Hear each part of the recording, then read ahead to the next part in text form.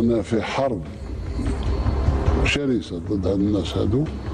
تطرح في الإعلام بصفة عامة، في الصحف، في القنوات، وتناقش على المستوى السياسي على الأحزاب. هي ناقشت بطريقة أخرى، تحب تشوف نموذج نشوف؟ لا ماشي أنا ندير باللي نروح نناقش نعاود سردية السلطة أو نروج ليها أو نعيط استهدفونا ويضربونا. لا، نقاش الأسئلة الحقيقية. يا أخي هناك دي زون دومبر، هناك زوايا مظلمة في هذه القصة، ولا واحد قادر يطرحها في الجزائر، ما يقدر، لأنه هناك رعب في الجزائر. وش تجيب لي 6 فرات وتقول لي تأثر على الانتخابات؟ يعني نطرح السؤال، يعني حركة الماك المصنفة إرهاب أو المخزن أو الصهيونية قدروا يأثروا لك وهم اللي داروا نسبة المشاركة 20%؟ إلى عاد هذه حقيقة، ها خلات علينا مالا. لكن خلينا نسمع، رايح خلات علينا لو كانت تكون هذه الحقيقة يا رجل. لكن شوف النموذج اللي روج، لأنه أنت شفت بأنه كل القنوات طبعا وعملوا برومو والصفحات كلها نشرت شيء كبير. لكن معليش، البروفيسور علي ربيج النائب البرلماني السابق الذي تم إسقاط ترشحه بالمادة 200 قال من وجهة نظري بأن ما عرض هو دليل على استهداف الجزائر من كثير من الجهات. نتابع. نعم، فيه اضطرابات، فيه مشاكل، فيه اختلالات. رئيس الجمهورية في كل مرة يوجه انتقادات قطاعية ويقيل وزراء وولات. واحنا كنا في البرلمان في العهدة السابقة لعبنا دور في هذا المجال، في أننا نجعل من المسؤول أنه يتحمل مسؤوليته. لكن هذا ليس مبرر علمي أو موضوعي أنه يخليك انك ترتمي في احضان هذه الاجندات اللي كان يتكلم عليها الاستاذ رضوان، اللي تريد انه تركع الجزائر وانها تلوي ذراع الجزائر في مواقفها السياسيه، الاقتصاديه، الدبلوماسيه. شفت بعض الكتابات وبعض الاشخاص يقولوا الجزائر ما زالها تتبنى مواقف في السبعينات والستينات.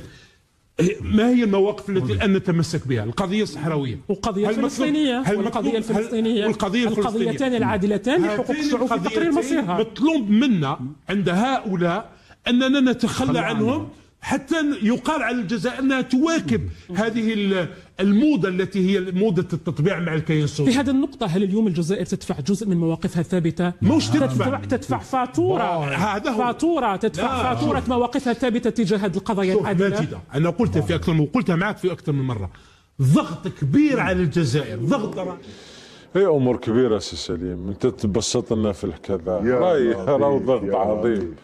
كنت قلت لك انا، فكرتني، قلت لك لو يستضيفوني انا في القناه الوطنيه سابدع في هذا الكلام، لانه نقدر كاين عندي استطاعه اني ممكن نحكي لك 15 دقيقه كامله بدون انقطاع على حاجه ما شفتهاش، على حاجه ما شفتها ما نعرفها. هذه من فنيات يقولوا يعني استغفر الله، يعني مش نقول، لكن في الاعلام تتعلم الطبلعيات قالوا، فتقدر تحكي كلام هكذا هو يحكي بحرقه، يعني يحكي في كلام اللي هو ما هم ما يعرفوش اصلا وما يفهموش، وكي تسمعوا تعرف باللي ما كاين حتى حاجه تتحرك في العالم الا ما يشوفوا الوضع تاع الجزائر. وصل اصلا التليفونات اللي بين اعضاء الاتحاد الاوروبي في علاقتهم مع شمال افريقيا او علاقتهم مع افريقيا، راها كل يوم يسقسيوا على الجزائر شو الموقف تاعها. لا يسقسوا الرئيس زعفان عليهم ولا لا؟ اي موقف تاعها بنشوفوا يا ودي نديروا ولا ما نديروش، يقبلوا ولا ما يقبلوش، يقبلوا ولا ما يقبلوش. كل النقاشات بين روسيا والصين، روسيا والولايات المتحده الامريكيه، الصين وامريكا، كلها تاخذ في الحسبان موقف الجزائريين، وكلهم يعتقدون ان المواقف الثابته للجزائر المواقف الثابته للجزائر فيما يخص القضيه الفلسطينيه وقضيه الصحراء الغربيه هي اللي معرقله كل شيء ومحبسه العالم انه يخطو اي خطوه في هذين الملفين. بعد تروح للحقيقات تلقى القضيه الفلسطينيه اصلا ما ولاتش كاينه قضيه اصلا، ما كانش اصلا. حتى بالنسبه للتبون تراجع للتصريحات. لا دقدقوها وسياتي جيل اخر ياخذ حقه. اما نوصف الان ابيدت غزه، ابيد شعب ابيد، خارطه محيت مساكنه من الخارطه، قطاع كامل. الضفه الغربيه مقطعه، وتصريحات نتنياهو والجماعه هاي باينه، لا دوله فلسطينيه قال لك، هذا امانيهم يعني. لكن انا نحاول نربطها بحالنا احنا. قضيه الصحراء الغربيه كان القرار الاخير تاع الامم المتحده او طفى الضوء. وهناك مفاوضات مازال ينحي البريزا. واعتقد انه بعد ما طفوا الضوء نحو البريزا راح يزيدوا يكسروا اللامبه باه يكون عندك حتى امل، وما تزيدش تعاود بالمره كلمه مواقفنا المبدئيه مع القضايا العادله في العالم. سحبت القضيه الفلسطينيه من تحت يديك، وسحبت قضيه الصحراء الغربيه من تحت يديك. بوان لا لين لازم يكون عندك شجاعه تقول الكلام هذا. واصلا هم بداوا يقولوا هالكلام يعني. تبون صور الصحراء الغربيه قال لهم كاين قرار الاممي وسكر على الموضوع. ما جا في الجيش قال له ولدي احنا رانا ماشيين في البراغماتيه. هاي راح تزايد انت على تبون وش ندير حاول. لكن انا كطرف محايد ناخذ راي البروفيسور علي ربيج بعين الاعتبار يا ولدي هادو سامحني والنائب البرلماني السابق بصحته هذاك ما فهمتكمش وش حابين الرساله يعني. هؤلاء هم اللي عملوا لك تآمروا وعملوا لك مشكله في الاخر، ولا واحد يصدقهم، ولا واحد راح يصدقكم، لانه اصلا التركيبه نتاع البرنامج نتاعكم تركيبه متناقضه، والرسائل متناقضه وماكمش فاهمين واش راكم تحوسوا. يا تحوس تسب المغرب وتبين باللي عنده مشاكل اجتماعيه واقتصاديه وراهم في الفقر، يا اما تحوس تبين باللي الماك حركه قادره تاثر لك على الانتخابات في منطقه القبائل وفي الوطن الكل، وانه المخابرات المغربيه والفرنسيه والصهيونيه قادره تدخل في الانتخابات التشريعيه وتعمل لك 20% نسبه مشاركه. يا اخي انا نقول لكم ماينه والله العظيم ماينه ليكم يعني كيف وجوهكم صحاح يعني تقدروا تكلموا هالكلام يعني هذا يوسخ الجزائر هذا.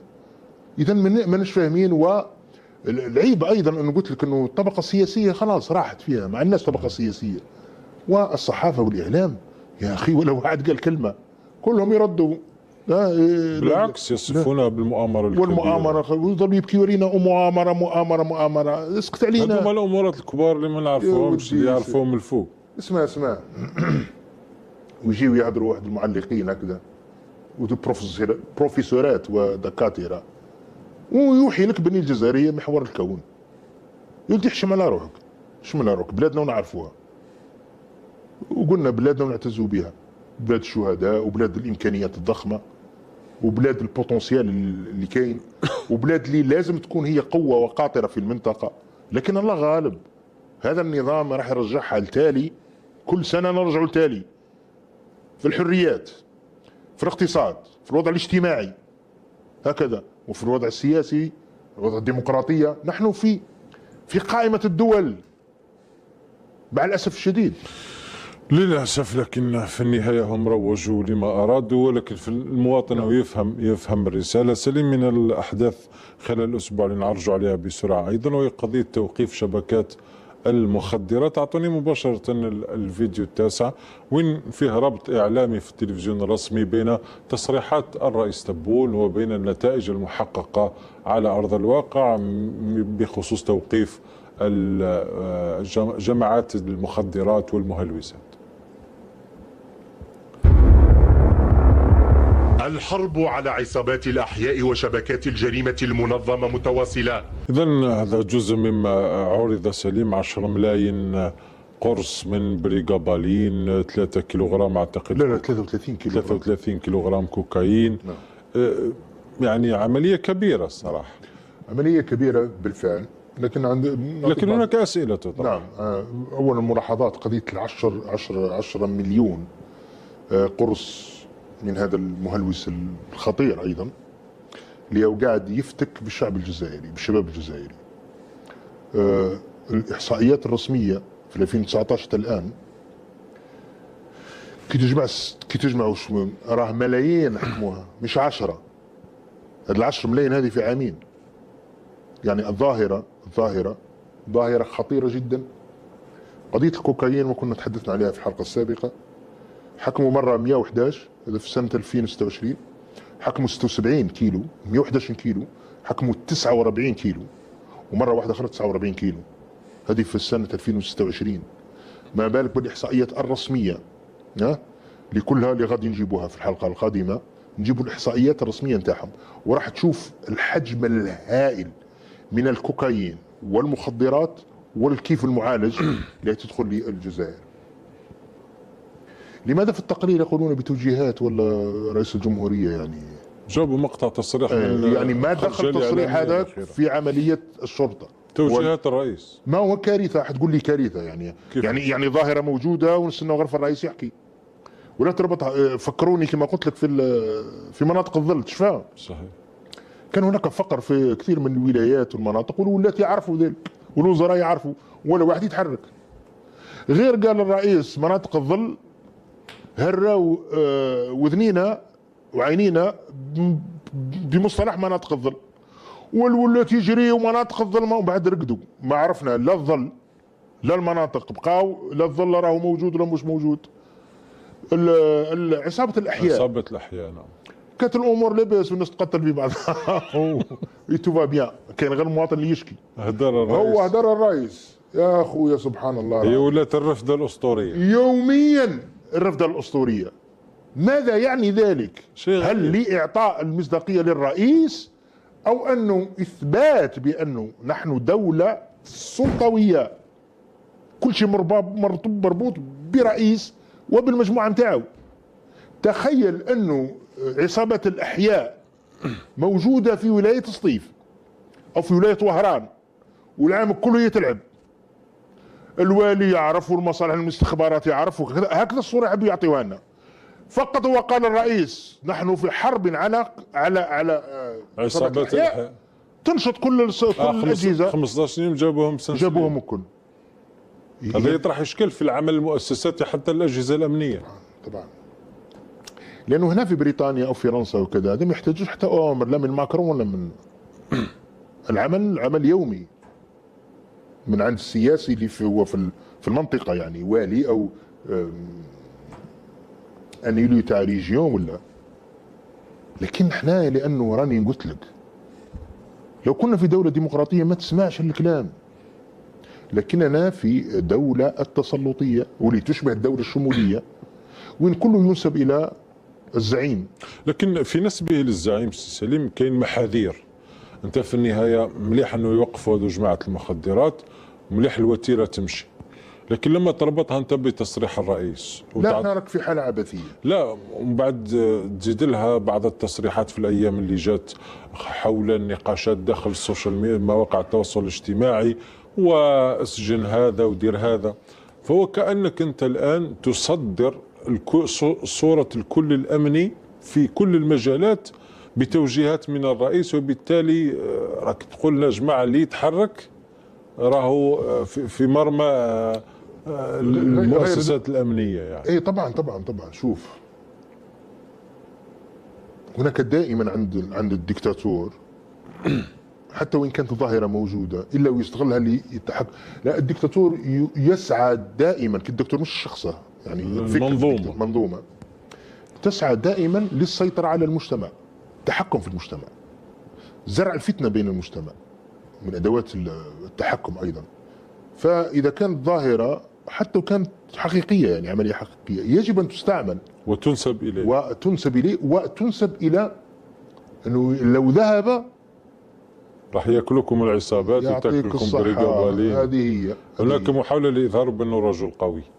والملاحظة الأخرى هو الأسئلة المغيبة في الإعلام وعند الطبقة السياسية وعند الأحزاب. ما شفناش أحزاب تحركت خلاص ولا برلمان تحرك ولا تعرف. لو يكون حاجة بالملايين ولا في فرنسا ولا احترق الإعلام يحكي ويحكي يعني في إيطاليا ولا حكاوا حتى على الخلل في الحكومة